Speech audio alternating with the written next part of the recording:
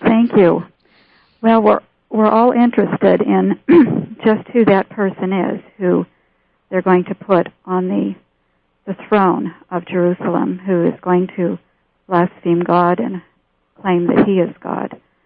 And yesterday we talked about these Rex Deus families. They were wealthy Jewish families that conducted the Crusades. Out of Europe, they co-opted the papacy and got the Pope to approve the formation of the Knights Templars. And their intention was to regain the Holy Land and put their man on the throne of a rebuilt temple. And these families, the names of them are given in various New Age books. The Messianic Legacy, the Second Messiah, and Holy Blood, Holy Grail, just mention a few of them. The Guisors, Payen, Fontaine, Champagne, Anjou, Bouillon, St. Clair's. The Holy Blood, Holy Grail says there are at least a dozen families in Britain and Europe today with numerous collateral branches who are of Merovingian lineage. These include the houses of Habsburg-Lorraine, Plantard, Luxembourg, Montsepat, Montesquieu, and various others. Now, these books were written 20 years ago, so they're not going to tell you 20 years ago who the main lines are of this lineage, but when the Da Vinci Code came out 2 years ago, Dan Brown made this huge statement. Only two direct lines of Merovingians remain. Their family names are Plantard and St. Clair. Both families live in hiding, probably protected by the Priori of Zion. So there we have it. These are the only two direct lines of Merovingian lineage, Plantard and St. Clair. Now, Plantard, the name derives from plant, and it means branch, and the Plantagenet bloodline in Great Britain was part of this noble bloodline, allegedly noble bloodline. And the St. Clair bloodline, of course, is the Sinclairs of Scotland, and they were the ones, the family that founded Scottish Rite Freemasonry. They are a major bloodline in the Merovingian lineage. So, the current Grand Master of the Priori de Zion, which is the secret society that oversees all other secret societies worldwide, the Grand Master of this secret society is Thomas Plantard de St. Clair. So Thomas seems to be our man. He is the son of the former Grand Master, Pierre Plantard de St. Clair. In Holy Blood, Holy Grail, there are pictures of Thomas sitting on the lap of Pierre in the very pose of the Black Virgin. If you look at the painting or the sculptures of the Black Virgin, the Black Virgins, which are bisexual, always have the Christ child sitting on their lap. And this is the pose of Thomas and Pierre in Holy Blood, Holy Grail. And these pictures sent a signal, a message to all of the New Age readers at that time that Thomas was going to be the reincarnation of Horus, the Christ. He is the Egyptian Christ. And now, at that time, he was only about 8 years old. Now he is, of course, come of age, and he is in hiding. But I found some material on the website of the Library of Alexandria that seemed to indicate that Thomas is coming out of the closet. They state Pierre Plantard de St. Clair, Grand Master of the Priori de Zion, from June 1981 until July 1984, and his son Thomas, the latter who may very well be the current lineal descendant and heir apparent to Jesus, King of the Jews. So we see now they're becoming very open about this. We can expect more of this as Thomas, they're gradually mainstreaming this individual. But they're going to have to come up with documents that prove that Jesus even had a lineal descendant. And all of these books state that there will be a future discovery proving that Jesus was married.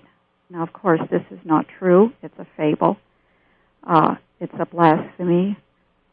But they are going to come up with documents that supposedly the Templars recovered when they were in the Holy Land during the Crusades that prove that Jesus was married. And one of these documents is supposedly a gospel written by Jesus, and there'll probably be other gospels, lost gospels. But another part of this discovery seems to be that the bones, either of Mary Magdalene or the alleged bones of Jesus, are going to be brought forth as a discovery. And of course, these bones were carried off to France and hidden there for these many years.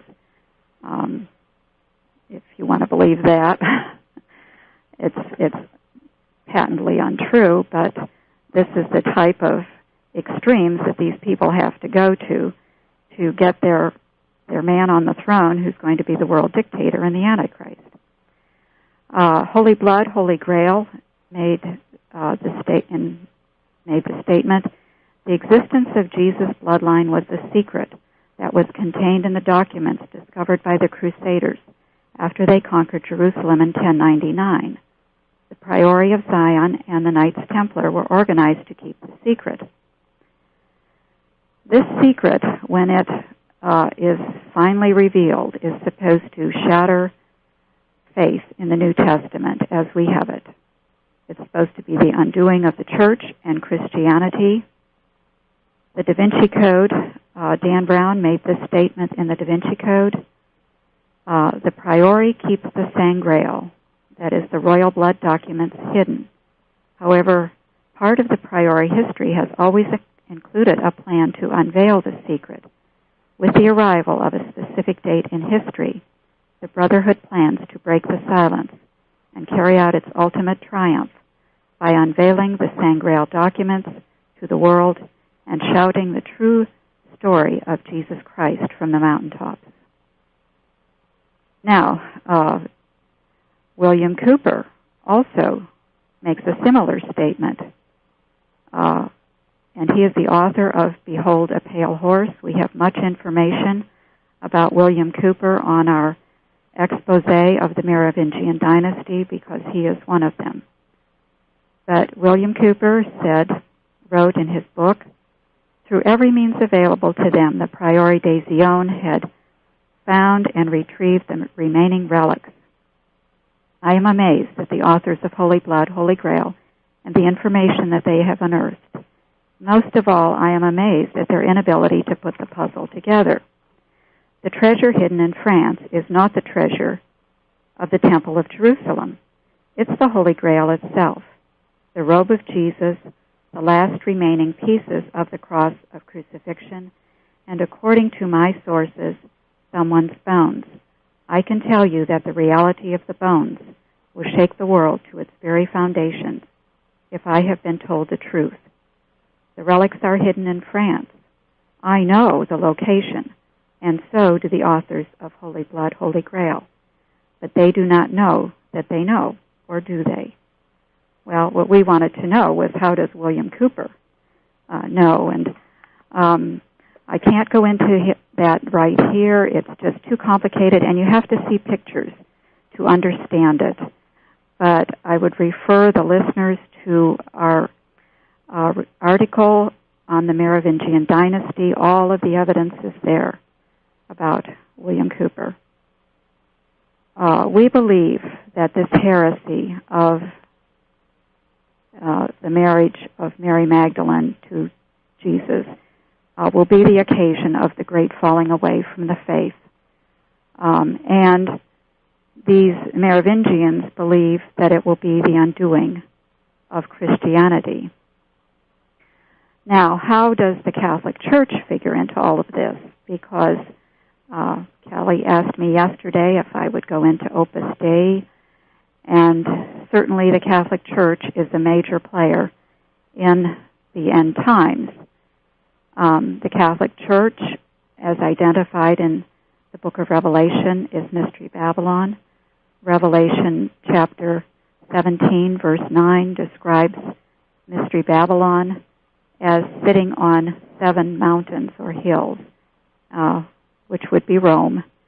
And so the Catholic Church is the great harlot that the Antichrist will overthrow, we believe, at mid-tribulation. Now, the history of the Catholic Church is quite complex. It's not quite as simple as many of the books out and materials out today portray it. It has a history of struggle between the Jews who were trying to infiltrate and bring it down, and of course, during the Middle Ages, it was Christendom. If you lived in Europe at that time and you were a Christian, you didn't have much choice but to belong to the Catholic Church. But there was this enormous struggle going on within the church, and there was a lot of persecution of the Jews, but when you really look into who was doing it, the Jews would infiltrate the church and infiltrate the papacy. Many of the popes were Jewish, and what they would do is launch these crusades against the Jews, and then they would force the Jews to infiltrate, or to convert to Roman Catholicism. And so what you would have with these forced conversions is Jews coming into the church against their will, and it was a matter of life and death for them. And so they were told by their superiors, just convert, be baptized, but practice your Jewish rites in private. And many of the popes, as I said, were Merovingians. They would force these conversions, and what happened was that Roman Catholicism was full of Jewish infiltrators. Some of the conversions were just people who wanted to survive, and they were called conversos. They'd be baptized, and they just go right on practicing their Jewish beliefs. But some of them were called Moranos, and these were purposeful conversions with the intention of infiltrating the priesthood, the clergy, all the way up to the papacy. And so Roman Catholicism began to take on many of the characteristics of Judaism because of this. Many of the Merovingian popes had Kabbalists and astrologers as their advisors. Many of them were Jewish themselves. And the Catholic Church, you can see why God calls it Mystery Babylon, the Great, the mother of harlots, because the Jews picked up this Babylonian religion, many of them, not all, but during the Babylonian captivity. Not all Jews returned to Jerusalem to rebuild the city with Nehemiah and Ezra, but some stayed behind in Babylon, and they were very happy there. They learned the mystery religion of ancient Babylon, and they trickled back to Israel in the centuries after the Babylonian captivity was over, but they came back as Babylonian Jews. They had their oral traditions, which are now the Talmud and the Kabbalah, and they formed secret societies even within Israel. And there is much evidence that these were the Pharisees whose oral traditions that Jesus condemned, and who were so outraged at Jesus that they crucified him. But anyway, so you have a situation in Roman Catholicism where many of the popes were Merovingians. They were crypto-Jews. This happened throughout Europe, that the dispersed Jews after 70 A.D. many of them fled to Europe. Most of them fled north. They infiltrated not only the Christianity, they infiltrated the government, and they even infiltrated the Reformation during that era. There's evidence that Calvin was Jewish. What they did in the Roman Catholic Church was to operate in many ways as agents provocateurs. They would start wars, provoke violence, beget scandals, anything to give the church, to give Christianity a bad name, and they certainly have succeeded with the Roman Church. Today, the Roman Catholic Church is simply under the thumb of Rothschild. It's a front for the Priori de Zion and all of its the secret societies under its umbrella. In 1823, the Jewish Encyclopedia states that the House of Rothschild took over the Vatican Bank. And I want to read a passage from Fritz Springmeier's book, The Top 13 Illuminati Bloodlines, that quotes the Jewish Encyclopedia. Early in the 19th century, the Pope came to the Rothschilds to borrow money. The Rothschilds were really friendly with the Pope, causing one journalist sarcastically to say, "Rothschild has kissed the hand of the Pope. Order has been reestablished." The Rothschilds, in fact, over time were entrusted with the bulk of the Vatican's wealth. The Jewish Encyclopedia, Volume 2, page 497, states, "It is a somewhat curious sequel to the attempt to set up a Catholic competitor to the Rothschilds. At the present time, the latter are guardians of the papal treasure." Researcher Eustace Mullins writes that the Rothschilds took over all the financial operations of the worldwide Catholic Church in 1823. Today, the large banking and financial business of the Catholic Church is an extensive system interlocked with the Rothschilds and the rest of the international banking system. Karl Rothschild was the agent in this takeover of the Roman Catholic Church. He became the head of the Carbonari after the Bavarian Illuminati was exposed. Carbonari is another name for the Alta Vendita. And the Alta Vendita was governed by Jews. And Karl authored a set of instructions. The title of this document is called The Permanent Instructions or Practical Code of Rules, a guide for the heads of the highest orders of Freemasonry. And this document corresponds to the protocols of the meetings of the learned elders of Zion. And of course, we established yesterday that the House of Rothschild was behind the protocols of Zion, that they were used against the Jews deliberately during the Holocaust, and that this occult elite brotherhood within Jewry is actually against their own brethren who are not occultic, who hold to the Torah. This occult brotherhood within Jewry actually hates the Torah, hates the Old Testament, and these are Kabbalistic Jews. They want to replace the Torah within Judaism with the Kabbalah, which they derive from ancient Babylon. Now, Kelly asked about Opus Dei.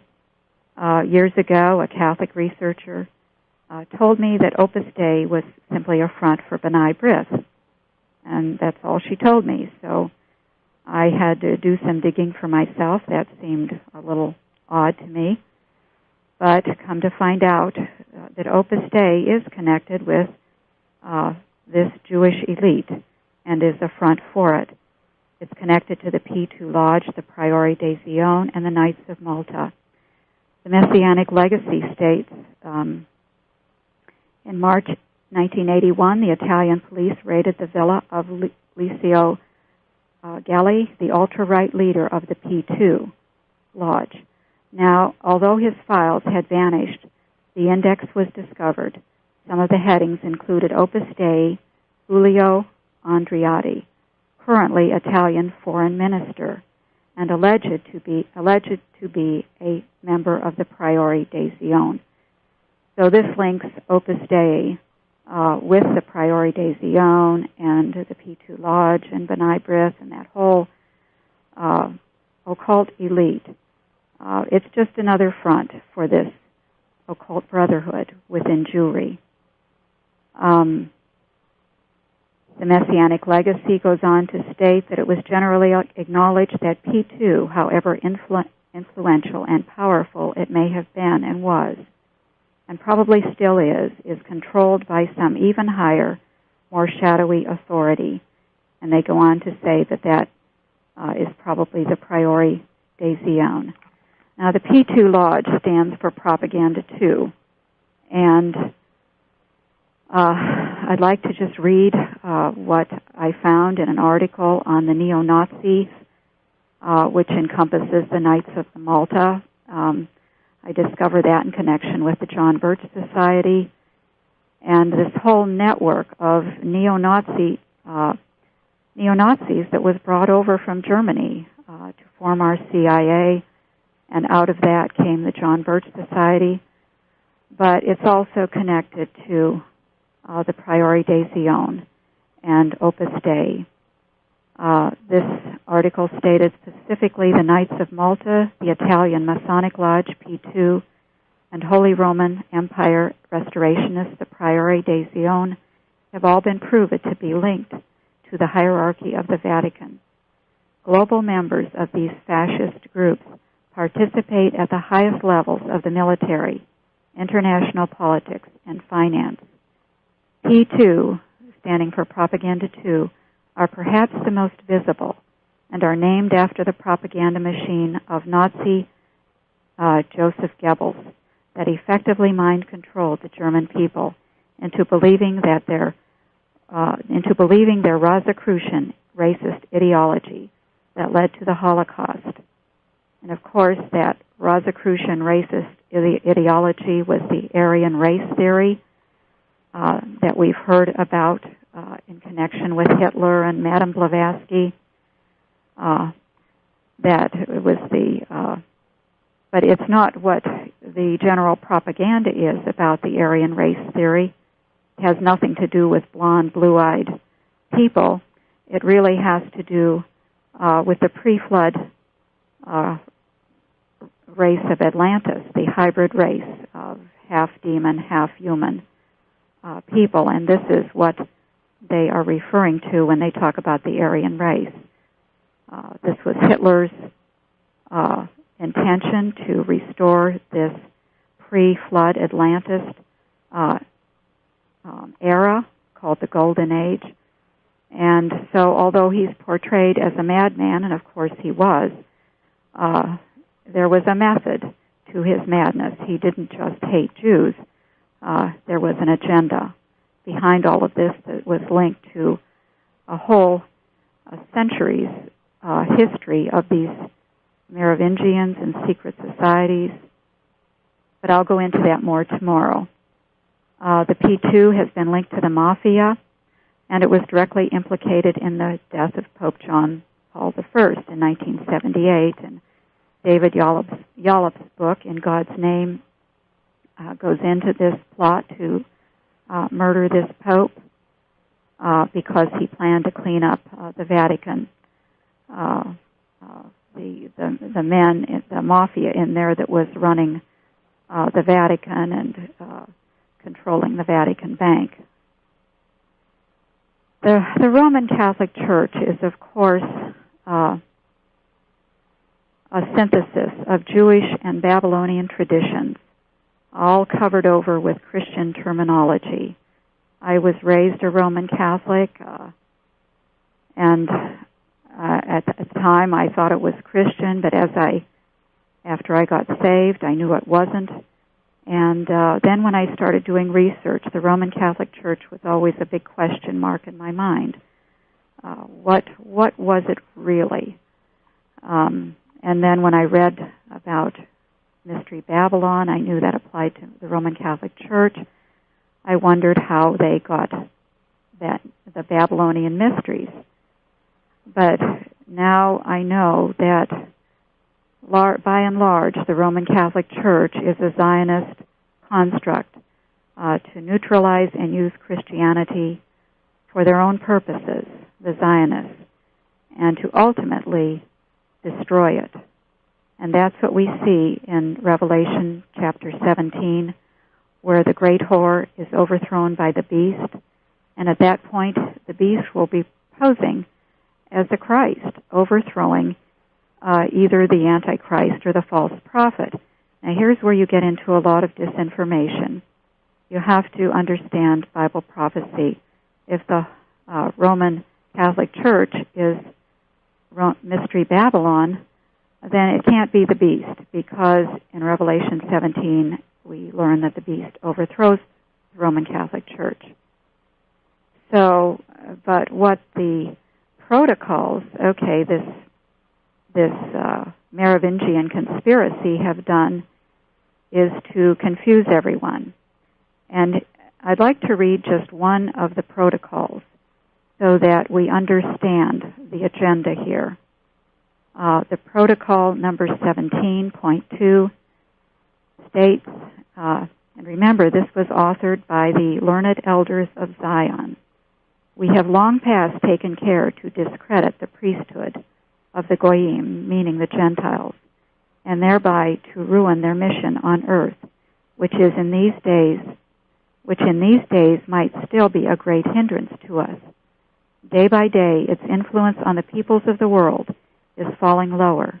Freedom of conscience has been declared everywhere, so that now only years divide us from the moment of the complete wrecking of that Christian religion." See, they portray the Roman Catholicism as Christian here, and perhaps that's what they intended.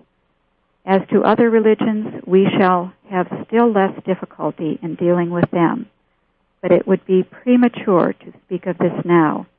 We shall put clericalism and clericals into such narrow frames as to make their influence move in retrogressive proportion to its former progress."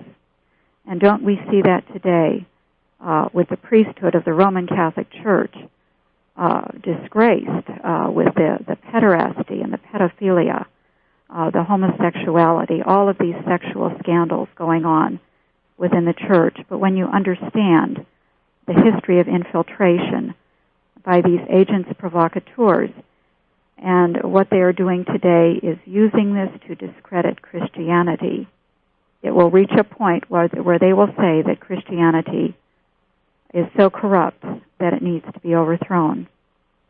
And we believe that there is one more step before this happens. Now, we believe that there will be another Inquisition in order to vilify the Roman Catholic Church. And this will be in retribution for the murder of Dagobert and the persecutions of the Knights Templar during the Middle Ages. The present Pope, Benedict, formerly Ratzinger, was the prefect of the Congregation for the Doctrine of the Faith. And this office was formerly known as the Inquisition. Ratzinger is perfectly situated to carry out another Inquisition. And Pope Ratzinger has made statements that the Jews and the Christians have the same Messiah. Only the Christians are waiting for his second coming and the Jews are waiting for his first. Now, this is not true. The Jews have, at this point, rejected Jesus Christ. A remnant will believe on him, but all of the Jews are not waiting for Jesus Christ, that's for sure. At some point, a remnant's eyes will be opened, but the others are waiting for a false Messiah. This Pope, Ratzinger, has also stated that the Christians owe an apology to the Jews for certain New Testament passages. So he's apologizing for the New Testament. Now, we believe, of course, that this Pope is just one more infiltrator. Many of his predecessors have had connections with Freemasonry and communism. And all of that information is on our website. But when the Roman Catholic Church is overthrown, and this will supposedly be billed as the overthrow of Christianity, the charge will be deicide.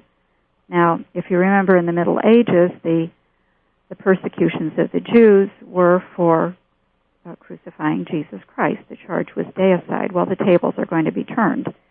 And now they are going to claim that, I'll just read it from this Library of Alexandria. The assassination of Dagobert II. Now, that was the last Merovingian king. For the Church, by being party to that murder, would have been guilty not only of regicide, but according to its own tenets, of deicide as well. And of course, when the Roman Church is overthrown, they will also throw Christian doctrine out the window. And they will bring in this Merovingian heresy big time. And the Pope, I don't believe it's this present Pope. I believe it'll be his successor. He will be murdered by the Knights Templar. He'll be replaced by what the Merovingians call a benevolent priest king, the patriarch of an international church. They also will call him the Pope of the universe. And he will rule the world from Israel as this descendant or even the reincarnation of Solomon. Of course, we know that'll only last for 3.5 years because the Lord Jesus Christ is going to put a stop to all of this nonsense when he finally puts down his enemies. Now, the Merovingians, we touched a little bit on this yesterday. They claim to be the descendants of Jesus Christ, but this is just a cover to give them religious respectability in these days. They want to draw as many Christians into their snare as possible, so they have to do this. But in their New Age books, they tell who they really are. They say that they are literally descendants of the ancient kings of pre-flood Atlantis. Now, pre-flood Atlantis is simply the pre-flood civilization that God judged because they were so evil. And Dagobert's Revenge. Now, this is a major website, Merovingian website on the Internet, and you can find out a whole lot of information. They don't expect Christians to go there, and because I link to their website, they've written to me a few times demanding that I remove my links, and then they change their web pages to obfuscate to the information. But they state that writers examining the lives of Christ and Mary Magdalene in search of clues to the Grail mystery have been left with more questions than answers. And those going over the Bible with a fine-tooth comb have come up equally empty-handed. Undoubtedly, the reason for this is due to the fact that the Holy Grail has virtually nothing to do with Christianity per se. Christ may have been a key figure in a long line of servants of the Grail, but its legacy is not to be found within the context of the religion founded in his name. Not a single one of the crucial clues relating to the Grail mystery can be satisfactorily explained in terms of Orthodox Christianity. Indeed, it would appear that the Grail story was a Christianized version precisely to conceal a legacy that was wholly unchristian. It is a legacy that goes back to Ea and the mysterious race of which he was a descendant. The first king of Sumeria was also the first god of Sumeria. Of course, that was Babylon. He was a deified king named Ea, I-A, and he was known as the Lord of the Flood, or Lord of the Deep Waters. The name Ea served as the basis of god names from many other cultures, including, but not limited to, Allah, Janus, Eanus, Uranus, Oranus, and Owanes.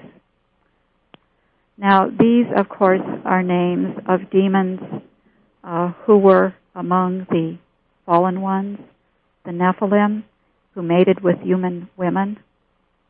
And these demons are claimed in their very esoteric literature to have sired the Merovingian race.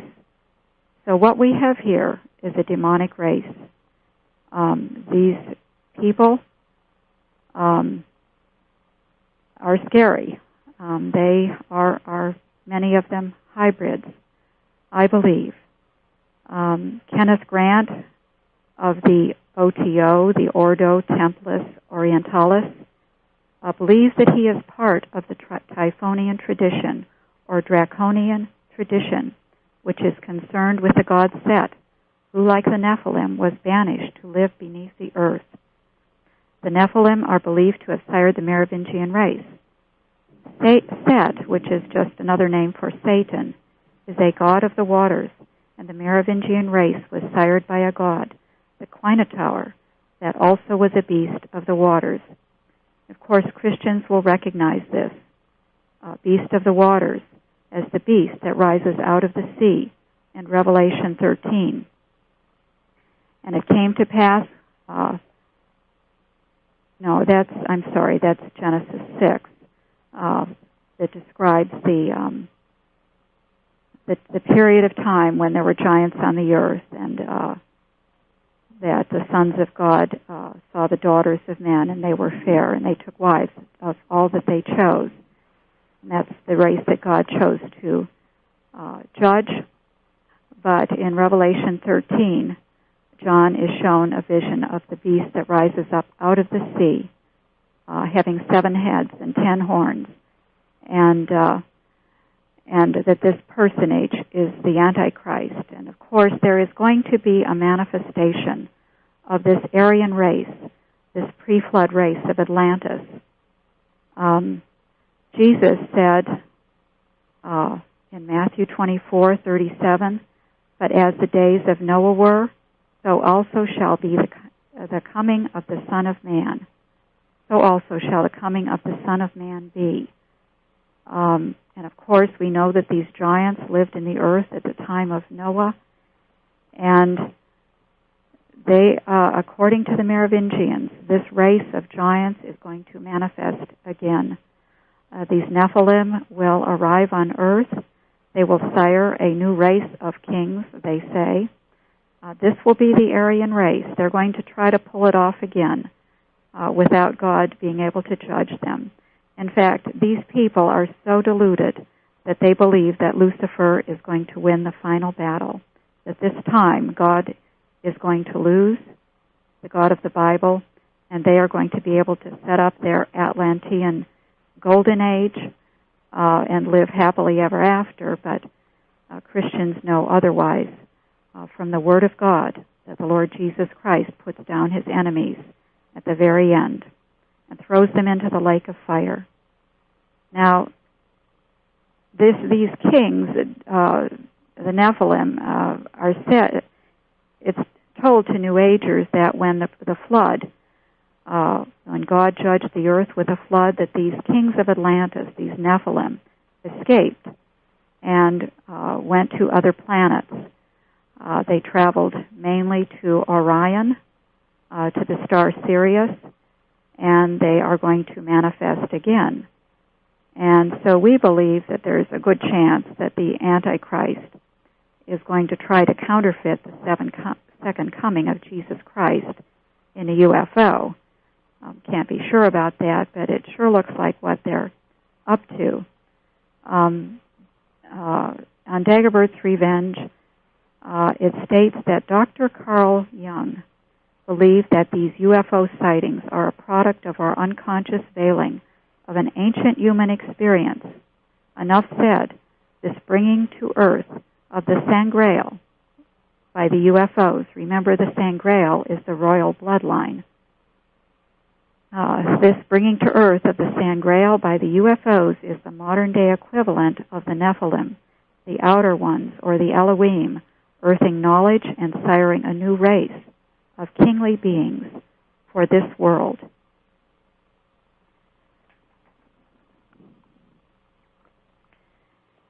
And this all-important element of the divine right is that it comes, I'm quoting now from Lawrence Gardner in his big article on the web on the Lord of the Rings. This all-important element of the divine right is that it comes from God or the gods alternately. And who were these gods? Authors such as Zechariah Sitchin, Sir Nicholas de Vere are authoritatively convinced that kingship, I'm quoting from Nicholas de Vere, are authoritatively convinced that kingship was created by an advanced race of beings called the Anunnaki, also called the Nephilim in the Old Testament. These were the ones who created the human race and interbred with a portion of it to create the kingly caste, which until this day has still maintained control over the earth.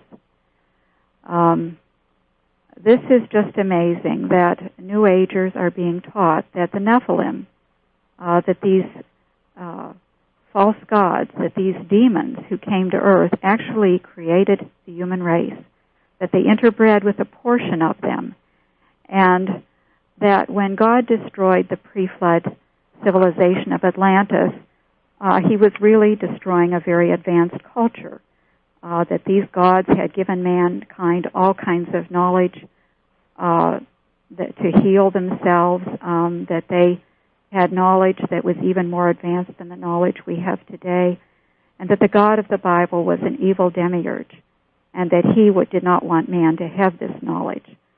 And so he destroyed that civilization, and because he wanted to be the boss over all of this lowly earth beings and lord it over everyone, but that just like in the Garden of Eden, that Satan or Lucifer wanted to give Adam and Eve knowledge that they could be like gods, so too these Nephilim wanted to give the human race all of this advanced knowledge.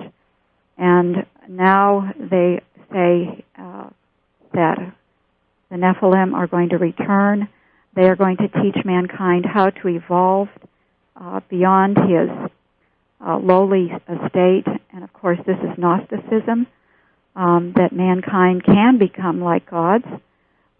They could have done this long time ago if it weren't for the church squelching the whole project. So this is what Gnosticism is all about. This is what this synagogue of Satan is up to. This is the knowledge that they derived from Babylon. It's the occult arts, and I do believe that Lucifer gives knowledge to his people. It's a deceptive knowledge. They can perhaps heal and do miracles, but in the end, they're like Dr. Faust. They've sold their souls for hell. They are going to be condemned in the end.